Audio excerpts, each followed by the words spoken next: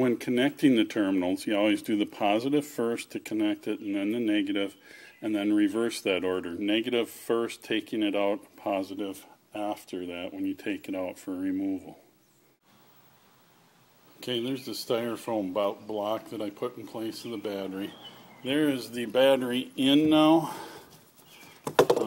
with the bungees ready to go. Now, some other things that I do for maintenance. First of all, I tighten all these hose clamps everywhere. There's all kinds of them around here. A lot, especially on the fuel lines. And then I showed you some under the hood.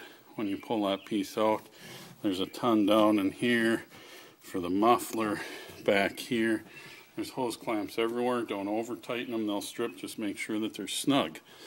I also, every couple of years, the thing will start much better if you replace spark plugs. It's been about 2 years. I don't remember what ones they are, but use some anti-seize on them, and then use some silicone spray in the boots so they come off easier and don't get welded onto the plug head. Also, greasing. I always use a heavy-duty wheel bearing or high-temperature wheel bearing grease, and I grease. There's a fitting right there. It's a needle fitting, so you need a needle grease gun. And then you have to undo this a little bit, this hose clamp, loosen it up, and spin it around. And then there's another fitting underneath on the drive shaft, and you may need to move the drive shaft, spin it with your hand if you can. There's another fitting under there like that, a needle fitting, and then spin it back and put it back up. So there are just the 2 grease fittings there. Now also, every year, because trailering is, boats is hard because water gets on the wheel bearings or can and stuff. So I give it a little Zerk grease. I give it a couple, 2-3 squirts every year. It's good to check those more frequently as trailers get older, possibly replace them or have somebody look at them and service them.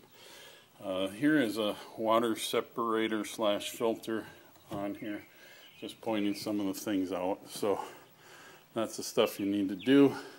Plug the battery in. I have a clock going now.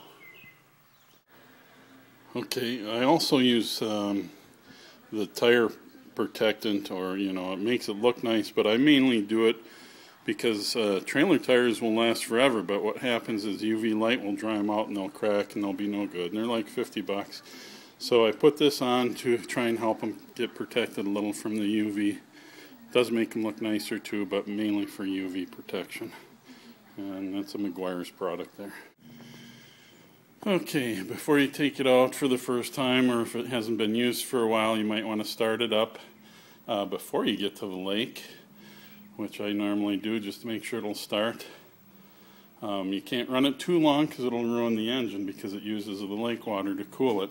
But check and make sure that your fuel tank is pointed to on, not off, or reserve.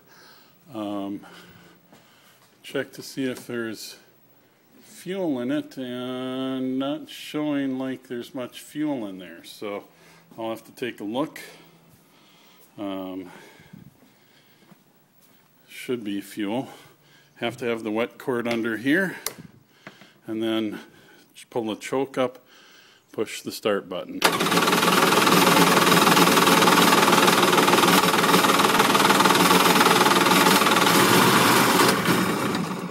Ooh, that's encouraging. Now, normally I fog it down in the winter, so there's probably going to smoke a bit.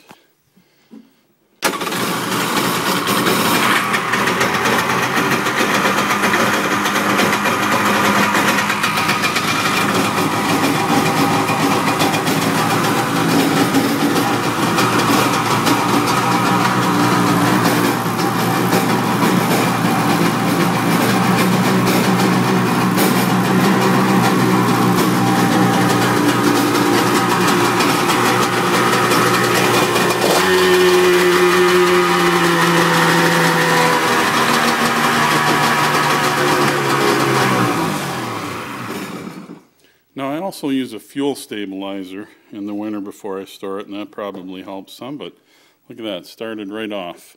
Hope I'm going to have to, well, that might not go anywhere. That might need to be worked on. There we go. Okay, the last thing I'll do is use a little Meguiar's protectant on there. Meguiar's is good. It's not so greasy. And not only that, I know when you're wet, you don't slide around on the seat too bad, and that keeps the mold down very much. And that's it for taking care of the jet ski.